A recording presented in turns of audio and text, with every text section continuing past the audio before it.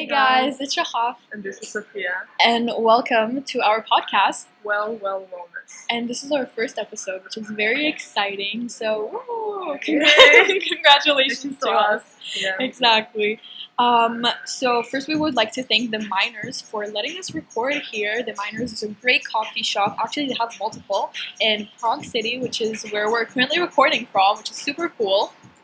Yeah, they have great snacks and coffee, so check it out. And today, in our podcast, we'll be talking about moving around and being international. But first, we would like to start with our daily segment. We're gonna start each episode with a segment of who's most likely to. We just think that you guys will get to know us today, hopefully. So actually, for the first one, we chose kind of a funny one, and it's who's most likely to get a plastic surgery in the future. Which is probably... I think it's Uh-huh. me, probably me, yes. Explain why. Elaborate. Okay, so I don't really want to do anything on my face.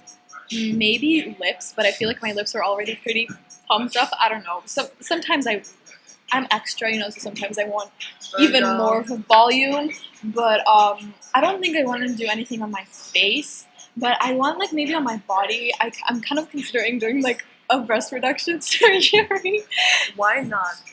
Yeah, I mean, even though I don't really need it, but I don't know, sometimes I'm sure, let's do it. Actually, in my family, my aunt and my mom decided to go get boob jobs together. I'm not even kidding, so maybe I'll join them or something. This is an idea for what you do with your friend, guys. Exactly. Just take them on a little plastic surgery date. I feel like, the thing is, I feel like when you do plastic surgeries on the face, it never ends. There's Courtney Cox, for example. She said that she was literally addicted to doing plastic surgeries. And sometimes it can also turn out really horribly. I mean, I know, for example, Madison Beer. She does cheeks and lips. And I think she also does liposections. I heard about that, but I don't know if it's 100% true, but she probably does. And you really do see the difference. She does it really naturally, really beautifully. But I feel like sometimes I can get a little bit overboard with stuff because, again, I am very extra, exactly. Yeah, probably me. What about you? Would you ever get a plastic surgery? I don't think so. Nothing? I have no clue why. Okay, maybe no, I don't think so. What? Maybe what? No, I'm just thinking. I feel like nothing, honestly. Yeah, Mostly same. because of my family. So it's oh, you don't need anything from my, or, Yeah. So. I'm not against plastic surgeries. There are a lot of people that are against it, especially men that I'm I like my women natural. No, so shut up. Yeah. I feel like actually plastic surgeries have gained popularity. Wait, there's so much noise from the outside. I feel like plastic surgeries have gained a little bit more of a popularity amongst the male population, which I totally dig. I think it's really cool. But I don't know. I'm super, up for a plastic surgery. I think that if you want to do it, you should totally do it. It's your choice. Exactly, it's your choice. Just do it with a surgeon that you trust and that you know that they're gonna do a good job. That's all I'm gonna say. Don't, especially if it's something serious a nose job or a liposuction, because you can literally die from doing a liposuction. Or Going wrong. yourself forever. Exactly. And you can go back to fix something and fix a little bit more of here and there, and then it ends up that your entire face is all surgeried. That's not the word, is it? Yeah. Well, I guess we'll move on to our topic, which is again moving around and being international. So do you want to describe how many countries you've lived in? Only 2. I've lived most of my life in Siberia, Russia, and when I was 15, I moved to Prague, started going to a British school for 5 months, and then I went to international school in Prague, and yeah. What about you? So I actually was born and raised in Israel. Imagine a lot of people just clicking out of the podcast because of that. That happens. They're lost. Yeah, they're lost, exactly. Oh, that was so sweet. And when I was not even 12, I was 11. I was just turning 12. I moved to Estonia. That's in the Baltics. Yeah. Eastern Europe. I don't know, maybe people don't know where it is. I had one person commented on one of my YouTube videos, what's Estonia? I'm not kidding. Exactly. And I lived there for 3 years, so all the way from 7th grade to my freshman year. And then in the sophomore year, I moved to Prague, and that's where I am now. And hopefully, I'm gonna graduate from here as well. Yeah, one more year to go and survive. Oh my god, how crazy is that? Really crazy in my opinion, actually. It's insane. We're definitely gonna talk about it in one of our latest Yeah. episodes. Exactly, 100%. So, I personally grew up in a very, very small city. It was very, very small. I basically knew everyone there. Everyone knew me. It was basically the small town charm that everyone fantasizes over. You know, like Stars Hollow and Gilmore Yeah. Girls. It was, yeah, very, very, very, very small, very secluded. Actually, really, really close to the West Bank, which is pretty cool. Like I could literally see like the Palestinian authorities from some of my friends' houses, which is pretty cool, I think. And yeah, I had my group of friends there. I still sometimes talk to them, but like when I visit Israel, I don't have friends anywhere else. Like in any other city, I just have them from like that little small town. Mhm. And when I moved to Estonia, regardless of trying to stay in touch with them because well, they grew up with me essentially. I have friends who I've known before I was even in my mom's uterus. So like that's insane. So like not really me knowing them, but my mom. So when I moved to Estonia to an international school where people come and go, I had a person. He was so cute. He was Brazilian. Aw. He was really really cute. Yeah. He moved like after the first semester that I came. So I was like, oh my god, people come and go so easily here, so quickly. The first time that I had to say goodbye to a friend that moved, except for when I was moving from Israel to Estonia, was at the end of 8th grade. One of my closest friends now I'm actually blocked from her Instagram, Oh, love that. which we're gonna talk about later. That's actually a really good story. So I was like crying to her. I was like, oh my god, I can't believe really. Like she was crying too, and it was really really crazy. So that was a huge kind of shift in my my head a little bit. Yeah, definitely. Also, when I came to school here, we have a very very good friend who is now leaving all of a sudden. It was a very very sudden change for her. I have a friend who's now leaving to university. Like, Yeah. hello, how crazy is that? Yeah. I will be leaving to university and saying goodbye to a lot of my friends, whether it's from my old town, from here, from Estonia. So yeah, it's pretty insane. Well, what about you? I think I have pretty much similar story. I grew up in a small, by Russian measures, city, and I went to school where my grades were like 20 people, and Mhm. I see there 70 people in our Something grade, like that, yeah. and everyone knew each other. We had this like school atmosphere. We weren't all friends, but it was all like friendly. We helped each other. Hmm. So I was used to that, and I was used to knowing everyone, almost everyone in my city.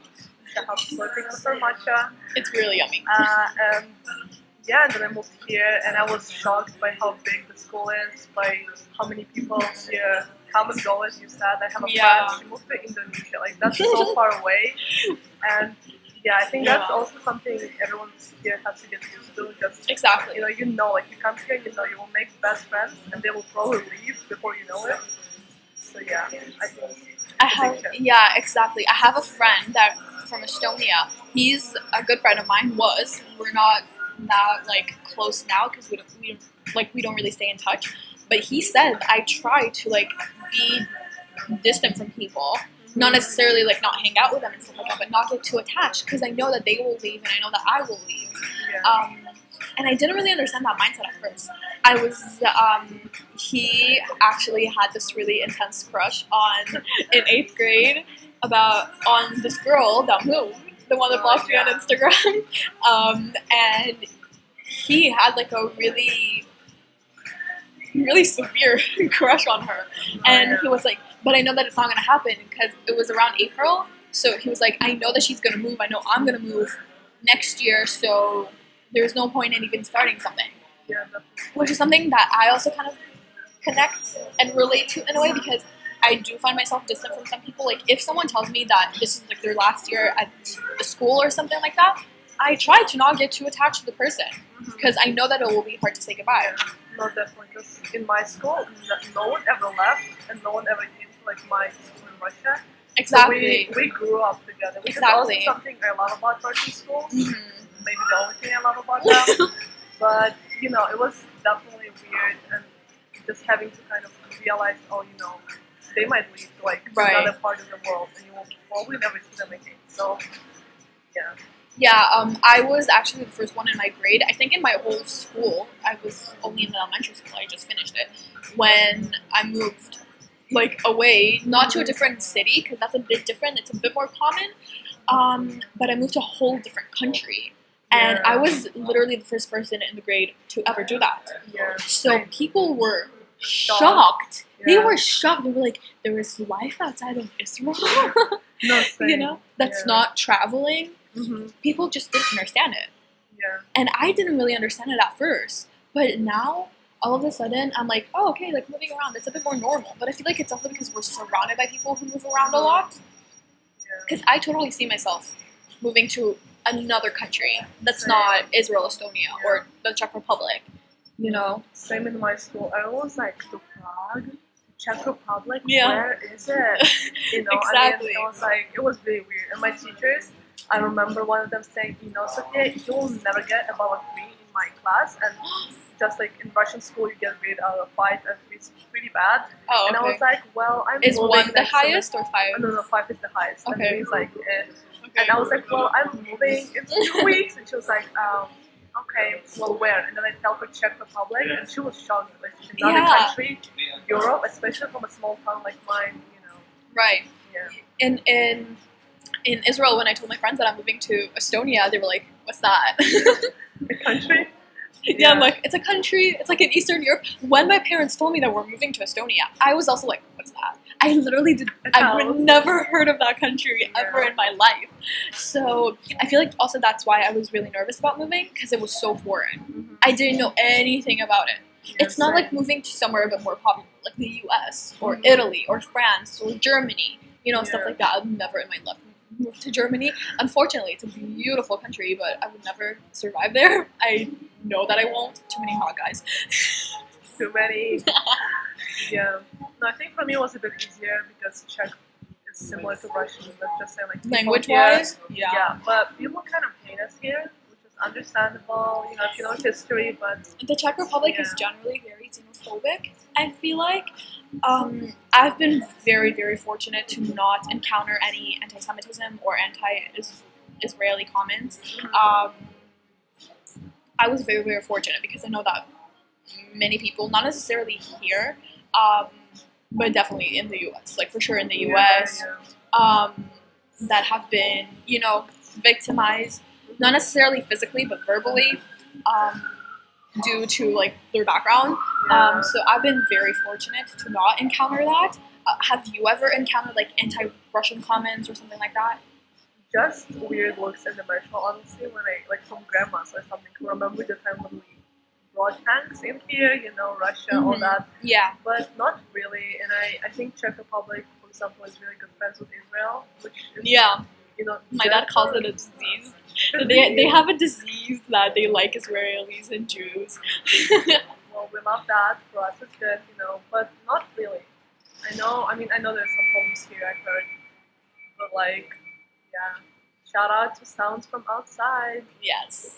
Love that. And what about the language? Like English? 'Cause- Well, actually, when I moved to Estonia, I was in the 7th grade. I actually ended 6th grade being the best one in my entire grade. So out of like 200 people, I ended up having an average of 100. So out of 100, you know, Yeah. in English. So on paper, I spoke English. I knew English, you know. But when I needed to form words, that did not happen. I Yeah. could not put a sentence together. It was so scary, so something that I wasn't used to. I remember, I think it was only like my 3rd day, regardless of the fact that I was absolutely exhausted, I just cried to my mom all the time. And I was like, but mom, I'm never going to be able to learn this language. I don't understand what they're saying now, so how would I understand it? In 2 weeks, in 3 weeks, I don't understand this language. I was crying to her, poor thing. And then my mom was like, just give it some time. Give it some time. You'll hear it. You'll understand it. You'll pick words here and there, and you will slowly start to understand it. Yeah. And look where I am now. Recording your podcast In English. doing your essays in English. Yeah. Yeah, doing English AHL, like the highest level of English that you can do in the IB. My 6th or 7th grade self would never have believed that would happen. Oh yeah, same. Also, my friends that are my age from my grade in Israel are like, you know, they have this like, they look at me like I have some superpower that I speak English so well. Same. Right? Because I feel like schools don't teach it well. Especially, I mean, in Russia, for example, it's a big problem. I was a 5 student. Like, everyone was like, oh my god, Sophia, how do you do this and that? Mm-hmm. And when I was Exactly. moving, I was like, it's gonna be easy. I'm gonna come there, I'm gonna make a bunch of friends, I'm gonna speak fluently. I came, I was 15, I went down to a changing room, and basically I had a friend at that school already Mhm. because she moved before me. We were from the same town. Shout out to her. And Queen. this one girl asked me, "Oh, is Paulina your cousin?" I was like, "What?" I didn't understand the question at Mhm. all. The only thing I understood was the name. The cousin, what is cousin? It's probably one of the easiest nouns, you know, like cousin relatives. Right. Didn't understand. Came back home. I was crying to my mom. I was like, "Oh my god, why?" I mean, I didn't really say anything. I just cried in my room because I didn't want to upset my parents. But she knew that something was up, and I was just crying, thinking, "How can you learn everything?" Because I thought Right. I was so good, and then I come here, I don't speak it at all. Exactly. And then just having classes overall, like That was all- really hard. Oh my god, I was sitting there in science and math, and they're like, "Oh, this and that, like equations." It's like, what is an equation? Actually, math was the easiest for me. Maybe Probably, because I was yes. in the 7th grade, and if you've ever done NYP, you know that NYP math is a joke. It's a literal joke. I do not understand how people are expected to later take HL math Love that. if they want to. Yeah. It's so easy.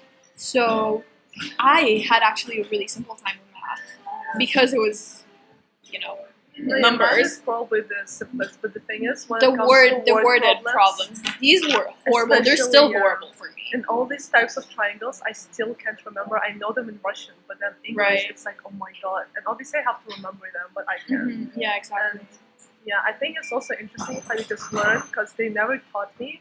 I had those EAL classes, like, Same. but we never learned English there. It was more of like us speaking, Right. playing games, but it was never like, okay, first conditional, second conditional. Okay, here's the list of words. And Right. it's interesting how you just pick up the language, even though I wasn't that young. You know, people move when they're 7, Right. and I was 15. The younger you are, the easier you pick up the language. So I feel like that's something that Yeah. we definitely struggled with.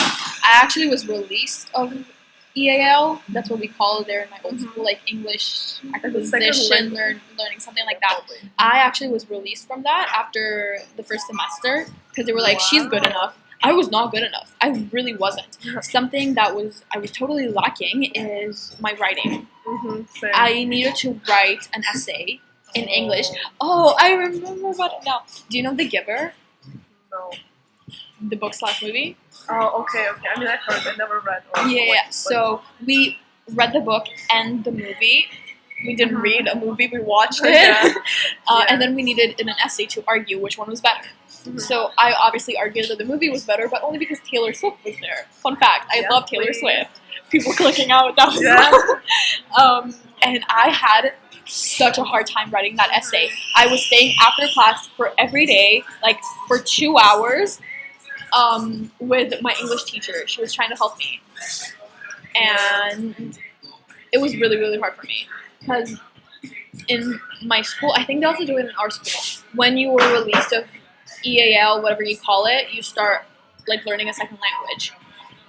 I think Yeah. that's what they do in Yeah, our I school as see well. It's a bit different. I was already doing German too, even though I was in EIL for like, I don't remember, I think 1 year because Mhm. it's just, they keep you there for a long time. There were people in our class who spoke better than me, and I was released earlier Right. for some reason. I was like, okay, bye guys. They kept my brother. My brother's not going into the 8th grade, and they finally let him go after 5 years in Oh, EAL.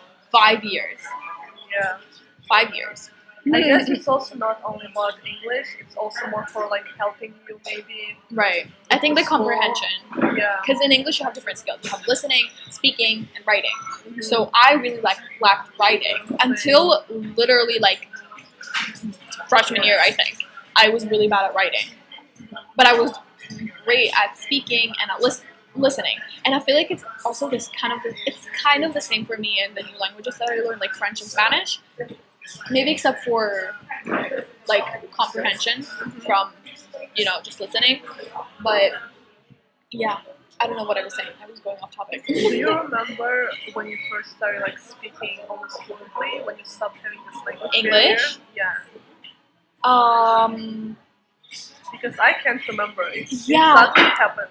You know? Like I don't think for me it suddenly happened, but I do know that it's kind of like a process. That's what I felt. It's kind of like a process, and you can't exactly pinpoint where there was one day that you woke up and you spoke English perfectly. Yeah. I do remember in the 7th grade, I was in art class. I hated it. I hated our teacher as well. And hi, Miss Edna, if you're watching this or listening to this. That was my art teacher, Miss Sonia. She didn't like me. She never did. It's fine. Art teachers are skeptical. They are. So it's okay. And she left the classroom. We were working on a project, and I was talking to another friend of mine. And I'm like, she hates me. And then my friend goes, no, she doesn't. And then I go, yes, she does. And that was like the first time that I used like do, does as like a part of a verb. And I was like, holy shit, I'm getting the hang of this. Like, queen, let's go. Exactly. Yeah. Exactly. So I think that was the first time that I was like, it's still really like a vivid memory. Just for me, it was this debate we had about GMO, and I was like, What's GMO? Oh, genetically modified. Yeah. We had that too in 8th grade. Yeah, and oh my god, I was scared, and I remember I translated a lot of my text from Russian to English because I spoke no English at all. But then, obviously, I forgot things because I was so scared and stressed because, again, of my language barrier. And then suddenly, I forget all of my text and I just start speaking on my own. I was like, wait, what's happening? Let's go. But then I feel like at some point I looked at my old notebooks and it's always English, pretty good English, which is because I was translating a lot and using Google Translate. But I feel like at some point you just shift and you don't even notice really. But yeah, it's something, weird. I think it's also something mental. Like you start believing in yourself that you can speak, because sometimes you really underestimate the words that you need to really take courage to start speaking. I remember also in the 7th grade, we had Knowledge Ball. Do you know what that is? It's like a bunch of like general knowledge questions, something so stupid. So dumbass me picked it in my first semester of first time ever speaking English, so of course I wouldn't understand anything. I was so stupid. Oops. And mind you, I did not speak a word. I did not do anything. And there was this one question about the Pandora box. I don't remember exactly how it was worded, but in my head I'm like, holy shit, it's the Pandora box, you know? But I didn't buzz because I was so scared of speaking up. Yeah, it's also like this kind of fear of making a mistake, which thank God we go to the international school, you know, they kind of mistakes happen all the time there. And even, like, sometimes even people who speak fluent English, they still kind of make mistakes. And you know that it's all right because no one is gonna care unless they're, like, bullies or whatever. Right. Like, literally no one's gonna care. In fact, I actually spoke about it in one of my YouTube videos on my channel in Hebrew, where I was saying, if people around you make fun of you and your mistakes, you shouldn't be around those people, because good friends and a good environment actually lifts you up and lets you grow from those mistakes and learn. So people would actually maybe correct you, but not in a mean way. Just to help you out. Exactly. I know there's a lot of IT people, they help you a lot. I mean, they might like think something in their head, oh, too dumb, but they're not gonna tell you, oh, can't you speak English? But do you feel like with Hebrew, you kind of start forgetting it a bit, or no? Or like feeling weird, awkward? Yes. Do you want to pause for a second? We're not calling her.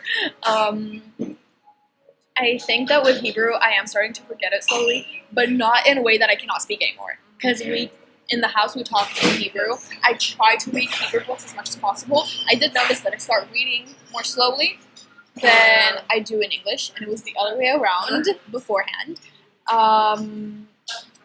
And no, I would honestly, yes, there are some words that I forget because I started noticing that I think in English now rather than in Hebrew. And it used to be, again, the other way around. So sometimes I forget words, but not because I don't have them in my head, but because I thought of them in English, and sometimes translating it back takes a long time. Sometimes, like, for example, there are some phrases, like, to be honest, and I usually say in Russian, but I translate it so directly that someone's like, you don't say so it like that. literal. Exactly. And, you know, yeah. Exactly, yeah. But I do feel like my grammar really is, it's not poor right now, but it's kind of, we conjugate every single thing in Russian. You conjugate the Sometimes nouns too, don't you? Nouns, adjectives, everything. Verbs a lot. And it's like sometimes you just forget, or it's just weird. My parents pointed out, but I think it's just because you speak so much English. And then you come home for like a couple of hours, and then you go to you do your homework in English. Right. You chat with your friends in English, and then your mom like calls you for dinner, and you speak 30 minutes of your own language there. It's not enough, I would say. No, it's not. But yeah. I mean, I try to practice my Hebrew. Also, I'm doing Hebrew HL and the IB Hebrew A, so I am kind of forced to not forget, you know. But let's say if I were to take Spanish again, I would be like dead ass. I would like not remember shit in Hebrew. I mean, because I was thinking of taking Russian AHL, but I was like, nah, 7 subject. Oh wait, how many subjects? 6. And 6 plus TOK. Yeah, TOK. Shout out to our teacher. No. You love shout outs. I do. But, you know, I think it's something you have to get used to and understand. Exactly. And I think, I mean, my parents understand it, but I feel like it's also about the age when you move. For example, I feel like when you're really young, you will probably forget a lot. But when you're my age, like I moved when I was 15, right? Right. So most of my life I spoke Russian. I read a lot, all that. So my Russian's pretty good now. But I feel like for people who are, let's say, 10 and they move, I think for them it's a problem. And then for their parents, not being able to understand them maybe sometimes. I know their stories. You know, I think it's also an issue. Yeah, my brother doesn't, he can barely read and write in Hebrew. He can speak pretty nicely, but for example, when I talk with my brother, we sometimes switch. We sometimes, like, without even noticing, we switch to English from Hebrew. But my brother doesn't know how to read and write. I know a lot of kids who moved from Israel to here, for example, when they were really, really young, and they don't know how to read and write. They only know how to speak, which sometimes it's better than nothing. Let's be honest. No, definitely. But it's also kind of interesting just the way your brain works, because I mean you grew up with that language, and then suddenly because you stopped using it as much, you just I forgot. Or there's some words that I remember in German, let's just say, because I learned it so intensively, and then like, I have no clue how to say it in Russian, or the same with English words, and it's just, I think it's honestly really interesting with just the way languages work in our What? Yeah, and I think it's just very interesting, like the way languages just get stored in your brain somehow. Yeah. We kind of learn about it in psychology. I don't remember much. It's okay. But I do remember that my teacher said that the younger you are, the easier you can kind of learn a new language. And it's very, very, very it's true. easier to forget your mother tongue, I feel like. Yeah. Because if you don't practice, if you don't speak in your mother tongue at home, if you don't read or write, for example, like texting, I text my brother in Hebrew and he texts me back in English. Yeah, I used to text him in English because I knew that he'll respond faster that way. But I was like, no, he has to practice. Otherwise, he'll totally black out, and that's just not good. And do you feel like now there's some words that, or like some phrases that you can easily say in English, like, I don't know, like, I love you, but when you say it in your mother tongue, for me, it feels so awkward and weird. Yes. That even when I say it to my parents, I can't even say it to my parents in Russian. Yeah. Because, like, oh my, and I feel like maybe it's because it has such a strong meaning for me in Russian, but in English, it's like swearing in English when you're not a native speaker.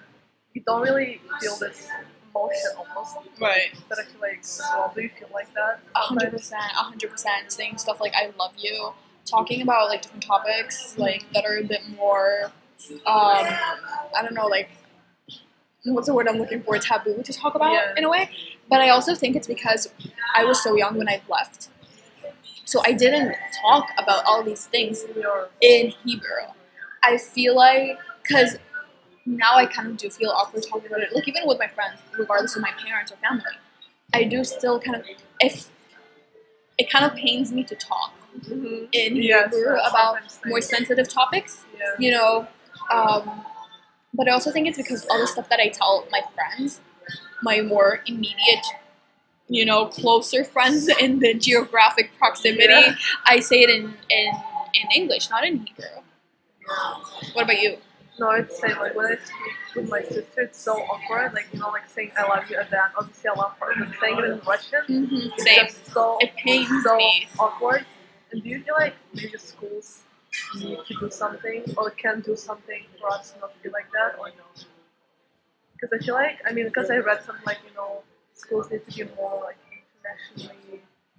Not acceptable, but like understand that we also need to practice our own mother tongue. But I Okay. feel like it's almost impossible because we It have is. people That's the coming thing. from so many countries. So Right. do you feel like you tend to speak more to people from Israel? I know there's a lot in our school, Mhm. but do you feel more comfortable with them or with people from other countries? Honestly, I kind of feel the same. I used to feel a lot more comfortable in Hebrew than in English, but I think it kind of balanced out.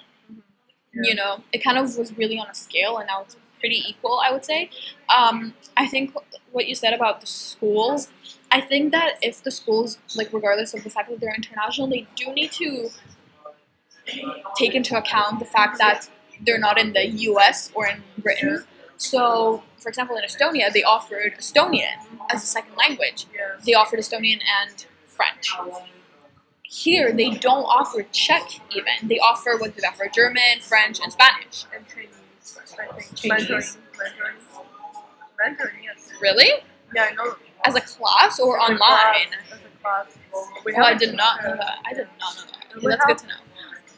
Oh, I don't know. We have a couple of classmates who do it. Yeah. Yeah, but they don't offer Czech. That's what I'm saying. And a lot of Czech parents actually argue that they should bring, because there is Czech online, like I do Hebrew, and there's a huge group. Yeah. So I don't understand why they don't bring a Czech teacher. There's so many teachers who are Czech and can teach Czech. Like Czech teachers that speak perfect English and perfect Czech with a teaching degree. Like the EAL teachers. There is Miss R. She is, do you know who I'm talking about? Yeah. I don't know how to say her full name. Yes, I don't know how to say her full name. I call her Miss R. And people like that can teach Czech. I feel like it's really easy to forget your mother tongue. It's really easy to forget where you're coming from, especially if you're not super patriotic. Yeah. I'm super patriotic. I don't know what about you. I talk about Israel all the time. I'm not ashamed of saying that I'm from Israel. It's something that I learned along the way. So I feel like that's also why, like for example, I'm on the bus and I try to, and like I speak in Hebrew like on the phone or something, I'm not too ashamed. Or I'm not trying to speak like super quietly so no one would hear me. So I feel like it's also about how much it matters to you to speak in your mother tongue. Because if it's not that important to you, you forget it so easily. And I feel like because our school is international, you feel comfortable. Right. You're not afraid. Because it is so diverse. So because of that, maybe that's actually one of the things that international schools succeed in. They create this atmosphere in which you feel That it's a safe comfortable space. Yeah, and exactly. safe to be from different places, different backgrounds, Right. and people are genuinely interested. And they're like, oh, Siberia, or like, oh, Right. Israel. Like Exactly. I know this and that. Like I love the language, all that. So I feel like because of that, it's actually something they do really well. Yeah. I would honestly agree, but I think it's also because they know that it's so diverse. Yeah. And diversity brings politics, brings personal opinion, and it could be dangerous. I know a friend of mine, he's been targeted by another person that was literally just targeting him based on where they're from.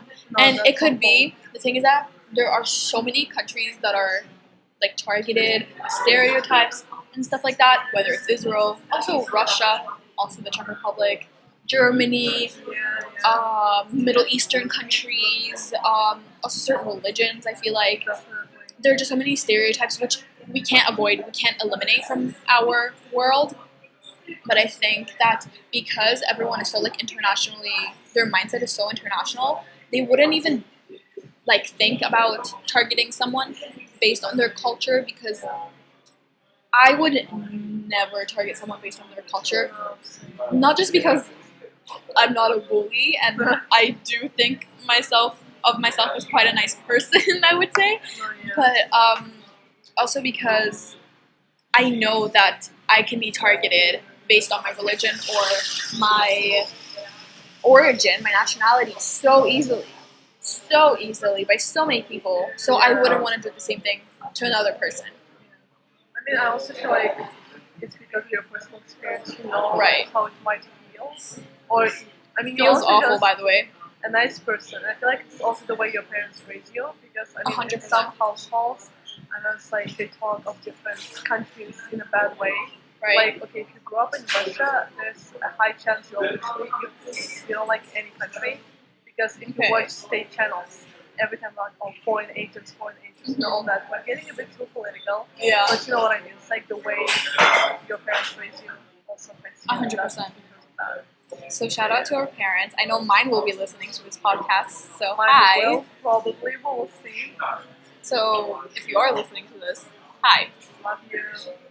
Do we? No, I'm kidding. We do love you. Okay. I guess that was it for today. And I think Yeah. we discussed pretty important topics. 100%. Yeah. We hope you guys enjoyed this episode. We definitely enjoyed. I can't believe 30 minutes have gone by so quickly. Yeah. That's insane. We're like, oh, it's gonna be like 40 minutes, like 20 minutes max. Yeah. So, you know, Nope, not. No. Not in this we case. could keep talking, I feel like, you know. We totally could. But, oh well. Are you guys bored right now? Maybe not. Perhaps. But, oh well. Perhaps. Perhaps. Alrighty. So But we'll see you in the next episode of our Well Wellness. bye, guys.